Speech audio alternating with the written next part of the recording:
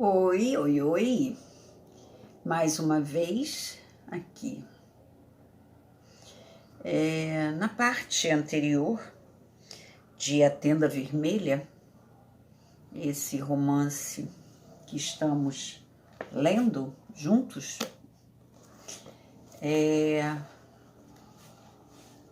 o filho de Diná chega ao mundo. E Diná precisa se adaptar às regras que lhe são impostas. E o menino cresce saudável, bonito e com grande identificação com a avó e com a família, né, de sua avó. O que é muito bom, né? Então hoje chegamos na parte 27. Estamos, daqui a pouquinho ficaremos sem essa história linda, mas virão outras, né? Eu havia dito que eu iria ler Iniciação e agora estou escolhendo um outro livro para ler paralela, como eu fiz, né, com o Caminho do Discipulado, lendo os dois juntos, tá bom? Então vamos lá. No último parágrafo da parte 26, ela fala do filho, dizendo assim: meu filho cresceu forte e robusto, brincando de lutar com o tio Nactirê, a quem chamava Bá. Eles se adoravam e Remosê o acompanhava nas expedições de caça aos patos. Segundo Renifer, o menino nadava como um peixe. Eu nunca saía de casa ou dos jardins, mas ela ia no barco que os levava às caçadas para vê-lo nadar. Com apenas 7 anos, meu filho já conseguia vencer o tio em complicados jogos de tabuleiro que exigiam um planejamento estratégico e pensamento lógico para vencer, como o Senete e o dos 20 quadrados. Assim que o menino conseguiu segurar uma vareta, Nactirê mostrou-lhe como desenhar figuras em pedaços de pedra. Primeiro de brincadeira e depois de professor para aluno. À medida que crescia, Remosê passava mais tempo dentro de casa observando Nactirê trabalhar, praticando a escrita e fazendo a refeição da noite com a avó. Certa manhã, ao tomar o de jejum comigo na cozinha, reparei que se emperdigou e enrubesceu quando parti um figo com os dentes e dei-lhe metade para comer.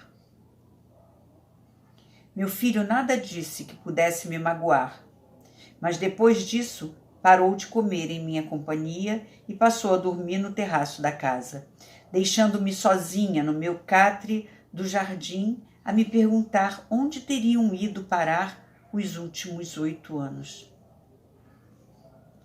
Aos 9 anos, Remosê chegou à idade em que os meninos atavam sua primeira faixa de pano nos quadris, o que punha fim a seus dias de andarem despidos. Era hora de ir para a escola e tornar-se um escriba.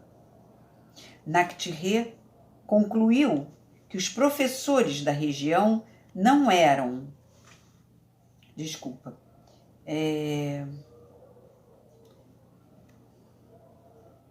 Era hora de ir para a escola e tornar-se um escriba. Nactirê concluiu que os professores da região não eram suficientemente qualificados para seu sobrinho. E sendo assim, Remosê iria para uma grande academia em Mênfis, onde os filhos dos escribas mais poderosos recebiam treinamento e encargos e onde o próprio Nactirê havia estudado. Ele me explicou tudo isso numa certa manhã no jardim. Expressou-se com delicadeza e compaixão, pois sabia como seria penoso para mim ver Remosê partir. Renifer percorreu os mercados à procura dos melhores cestos para guardar suas roupas, em busca das sandálias mais duráveis e da caixa perfeita para condicionar seus pincéis. encomendou a um escultor uma paleta para misturar tintas. Para comemorar a partida de Remosê, Nactirê planejou um grande banquete e deu-lhe de presente um requintado conjunto de pincéis.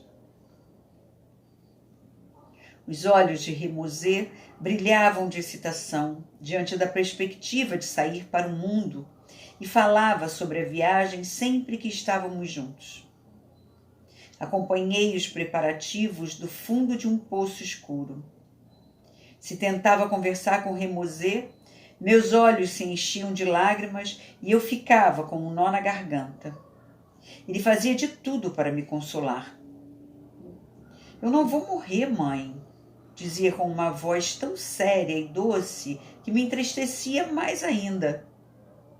Vou voltar trazendo presentes para você e quando for um escriba importante como Bá, vou construir para você uma casa com o maior jardim de todas as terras do sul. Nos dias que antecederam a sua partida, abraçou-me e segurou minha mão muitas vezes. Mantinha o queixo erguido para que eu não achasse que estava triste ou com medo, embora fosse, na realidade, apenas um garotinho deixando sua mãe e sua casa pela primeira vez. Dei-lhe o último beijo no jardim, perto do mesmo tanque em que se encantara com os peixes e brincara com os patos. Então, Nactirê segurou sua mão e levou-o. Do terraço, observei-os saindo de casa, um pano enfiado na boca para poder finalmente chorar até me sentir vazia. Naquela mesma noite, o antigo pesadelo voltou com toda a força. Estava mais uma vez sozinha no Egito. Capítulo 2 da seção Egito. Desde o seu nascimento, minha vida evoluiu em torno de meu filho. Meus pensamentos jamais se desviavam de sua felicidade, e meu coração batia em uníssono com o dele. Suas alegrias eram minhas alegrias. E porque ele era uma criança excelente, meus dias tinham uma razão de ser e eram sempre alegres.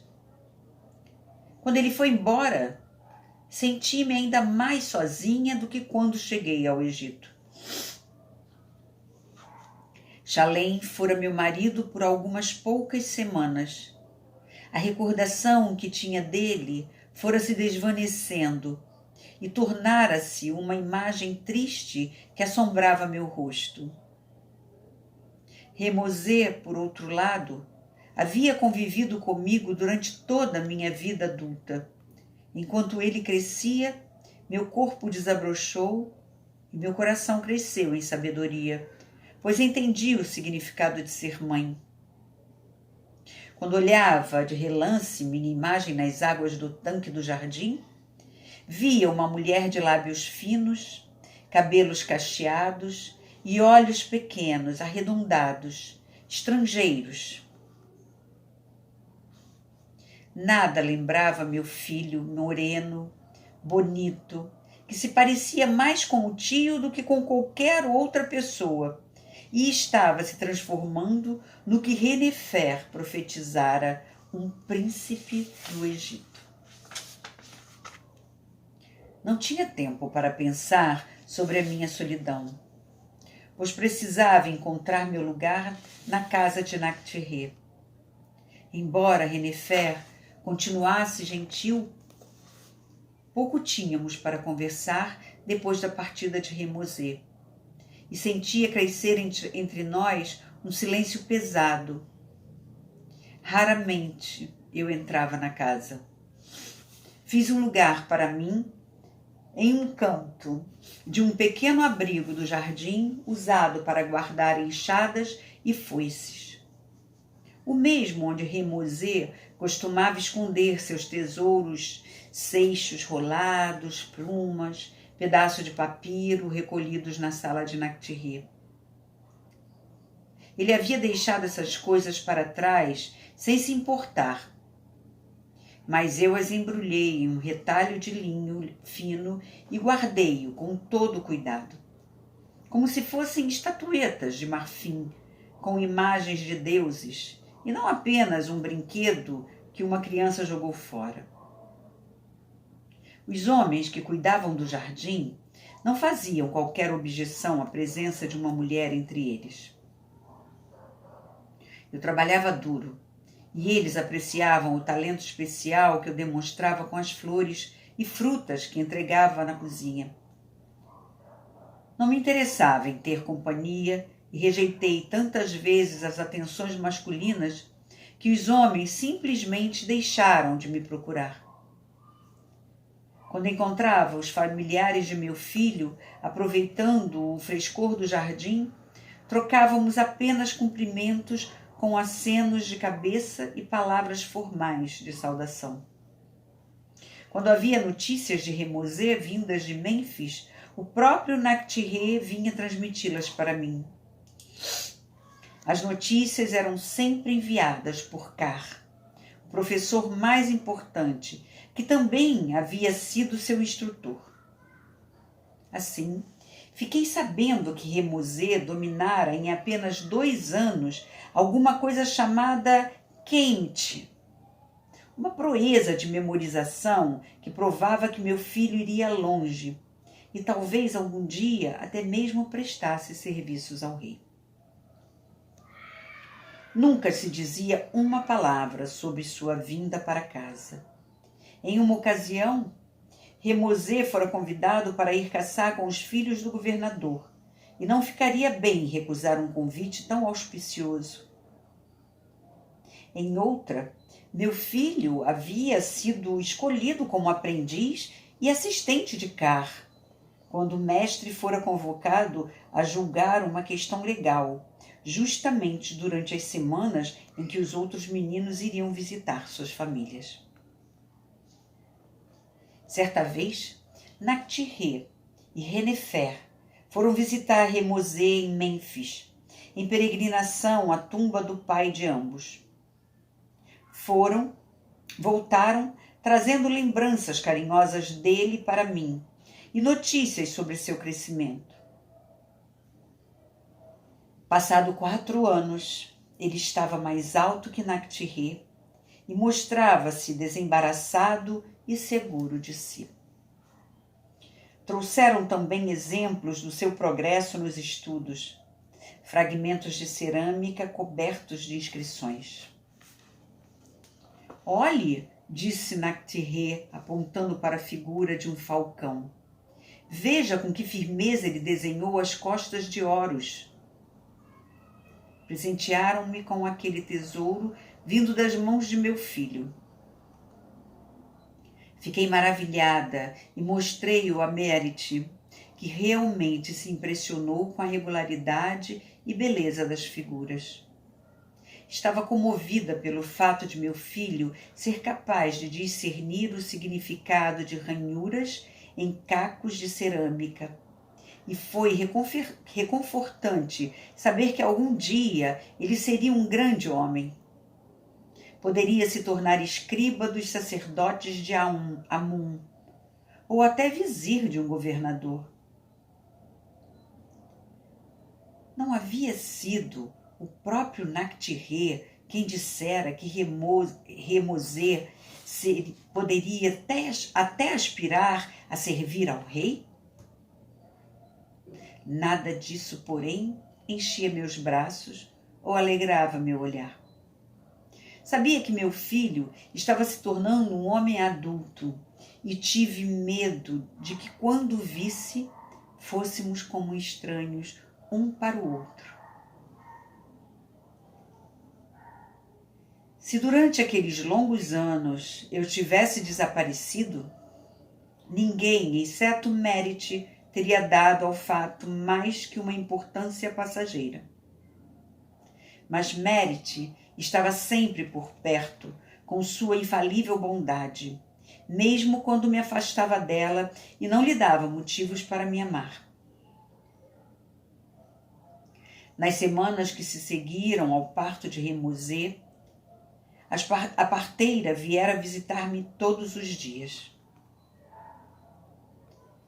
Fazia os curativos, trazia caldos feitos de osso de boi para fortalecer-me e cerveja preta doce para que eu tivesse bastante leite. Massageava meus ombros enrijecidos de tanto segurar o bebê. E foi ela quem me ajudou a ficar em pé para tomar meu primeiro banho de verdade como mãe, jogando água fresca e perfumada em minhas costas e enrolando-me em toalhas limpas. Meu resguardo já terminara fazia muito tempo, mas as visitas de Merit continuaram. Tinha muita preocupação com a minha saúde e adorava o menino, a quem examinava com cuidado, fazendo-lhe também massagens lentas e sensíveis que o ajudavam a dormir por horas a fio. No dia em que ele foi desmamado, Merit até me deu um presente, uma pequena escultura de obsidiana que representava uma mulher amamentando. Fiquei embaraçada com a sua generosidade. Mas quando tentei recusar suas atenções e seus presentes, ela insistiu dizendo: a vida de parteira não é fácil, mas isso não é razão suficiente para torná-la desagradável. Merit sempre falava comigo de parteira para parteira. Pouco importava que a última vez que eu entrara em uma sala de parto tivesse sido para o nascimento de meu filho. Ela continuava a elogiar a habilidade que eu demonstrara durante o parto. Ao voltar para casa naquele dia, Merit pediu à sua senhora para descobrir o que pudesse a meu respeito. Sua senhora, Rudedit, foi buscar informações junto a Renefer, que só lhe deu alguns detalhes. Merit usou esses detalhes para criar uma história fabulosa. Segundo a história de Merit, eu era filha e neta de parteiras que conheciam o poder das ervas e das cascas de árvores melhor do que as feiticeiras de On, onde se ensinava a arte de curar doenças no Egito. Ela acreditava que eu era uma princesa de Canaã, descendente de uma famosa rainha que fora destronada por um rei perverso. Não quis corrigi-la. Temia que, ao pronunciar o nome de minhas mães e de Ina, eu perdesse o controle e acabasse por revelar toda a história da minha vida, sendo por isso expulsa da casa, e meu filho fosse rejeitado por trazer nas veias o sangue de assassinos. Assim, Merit enfeitou minha história e repetiu-a para as mulheres que encontrava, que eram poucas, pois era ela quem fazia a maioria dos partos na Zona Norte, atendendo a nobres e plebeus indiscriminadamente. Contava como eu salvara a vida do meu filho com minhas próprias mãos, sem mencionar sua participação. Discorria sobre meu conhecimento de plantas medicinais e a reputação que havia adquirido como curandeira em remotas terras estrangeiras. Tudo isso era fruto exclusivo de sua imaginação. E quando ajudei uma das criadas de Nactirê dar à luz seu primeiro filho, Merit espalhou a notícia de que eu tinha virado a criança ainda dentro do ventre da mãe no 6º mês de gravidez. Graças a Merit, tornei-me um mito entre as mulheres da cidade sem nunca ter ido além do portão do jardim de Nactirê. Merit também tinha a sua história para contar. Embora fosse natural de Tebas, o sangue de sua mãe havia se misturado com outro do sul distante, e a cor de sua pele era igual à do povo da Núbia. No entanto, ao contrário de Bilá, cujo rosto surgia em minha mente enquanto Merit tagarelava, ela era alta e imponente. Se não fosse parteira, disse um dia, gostaria de ter sido dançarina, contratada para fazer apresentações nas grandes festas das casas importantes, ou quem sabe, até no palácio do rei. Depois, continuou com um suspiro zombeteiro. Mas a vida passa voando. Agora já estou gorda demais para dançar para os príncipes. Deu um tapa na parte inferior de meu braço magro, cuja pele não balançou nem um pouco, e soltou uma gargalhada a qual não pude resistir. Merit conseguia fazer qualquer pessoa rir. Até mesmo mulheres em trabalho de parto esqueciam a dor e achavam graça de suas piadas. Remosé, ainda pequeno, chamava-a de a amiga de mamãe. Antes mesmo que eu me desse conta de que ela era minha amiga de verdade e, mais que tudo, uma bênção para mim. Eu sabia tudo sobre a vida de Merit, pois ela adorava conversar. A mãe de Merit fora uma cozinheira casada com um padeiro e era conhecida também por seus dotes de cantora. Costumava ser chamada para divertir os convidados de seu senhor, seduzindo a plateia com sua voz grave. Se não estivesse sempre de seios nus, ninguém acreditaria que fosse de fato uma mulher, contava Merit. Infelizmente, ela morreu quando a filha ainda era pequena. E como na casa onde a mãe trabalhava, Merit não tinha como ser aproveitada, foi mandada para o mesmo lugar onde ainda vivia quando a conheci. Quando criança, carregava água para Rudedit, uma filha de On, onde os sacerdotes são famosos como mágicos e curandeiros. Rudedit cuidou bem de Merit e, assim que percebeu que era inteligente, mandou-a aprender seu ofício como a velha e experiente parteira local. Uma mulher que tinha dedos excepcionalmente compridos e trazia sorte às mães.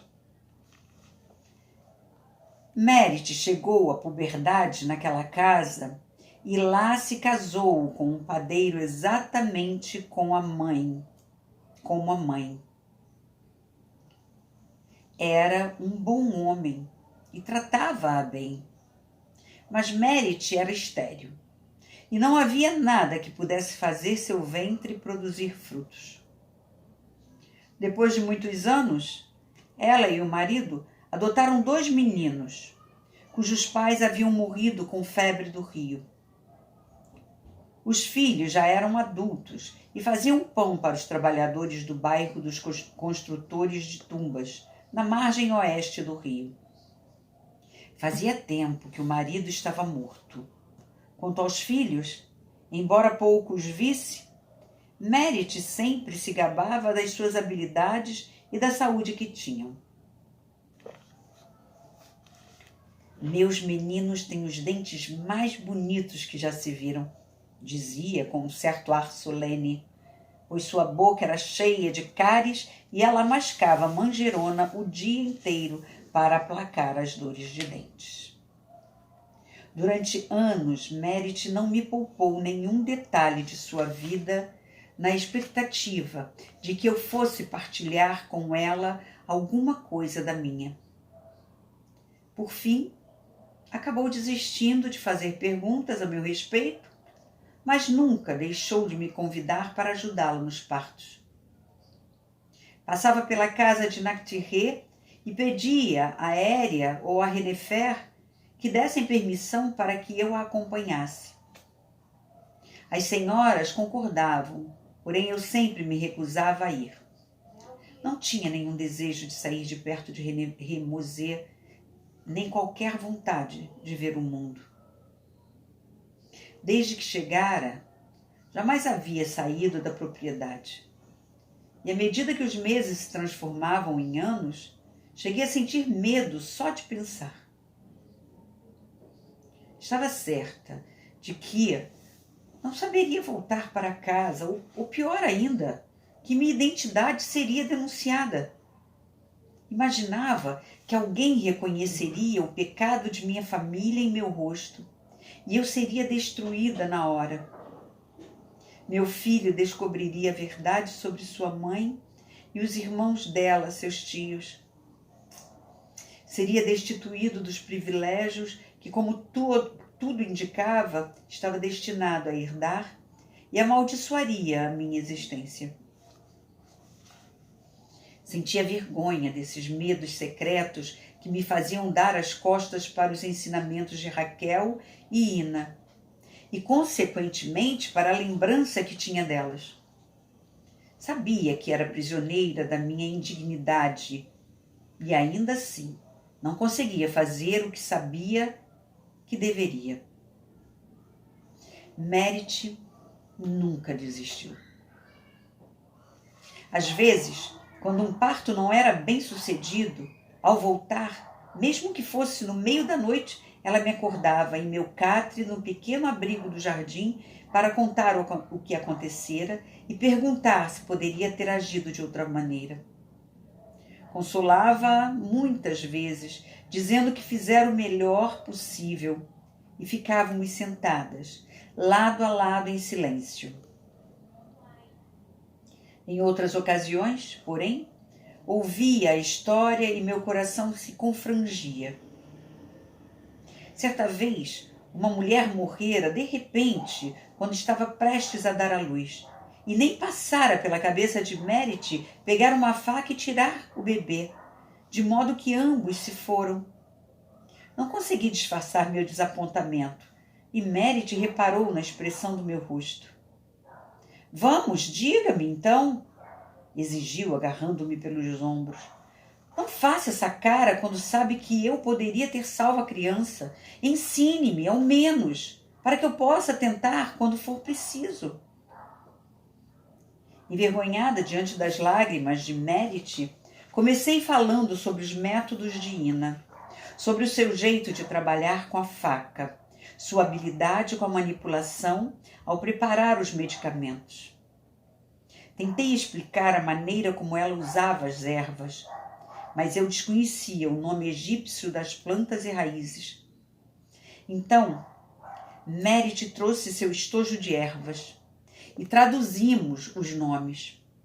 Descrevi o que minhas mães faziam com a urtiga, o funcho e o coriandro.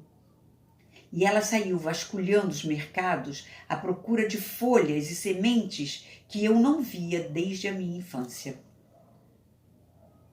Merit trouxe amostra de todas as flores e raízes que estavam à venda no cais.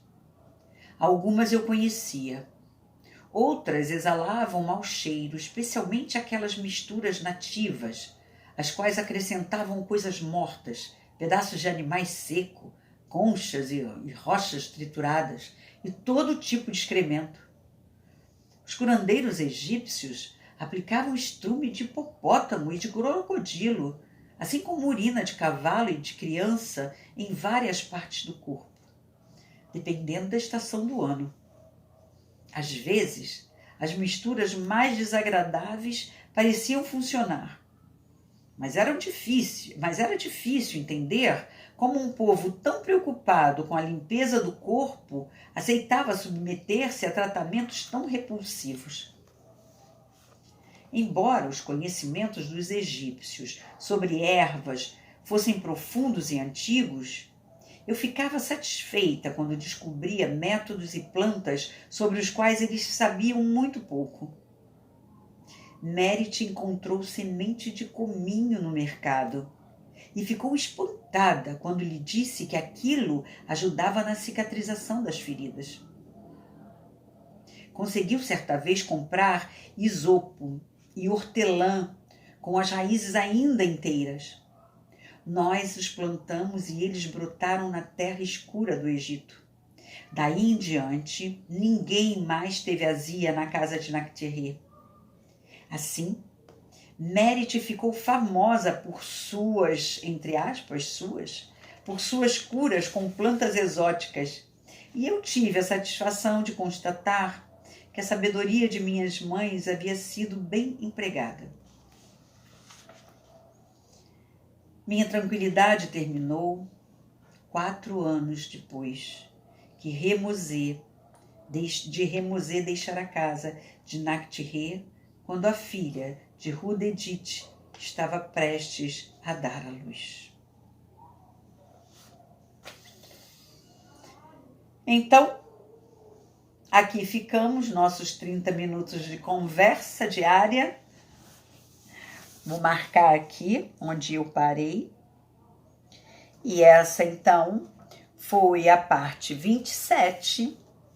E na próxima vez que nos encontrarmos por aqui, neste mundo maravilhoso da virtual, é maravilhoso, né? Tem sempre a parte boa e a parte ruim. Mas a parte ruim a gente deixa para lá agora. Então, a parte 28 será a nossa próxima leitura, ok? Fiquem bem, resilientes, amáveis e gentis. Um grande e afetuoso abraço. Até a próxima.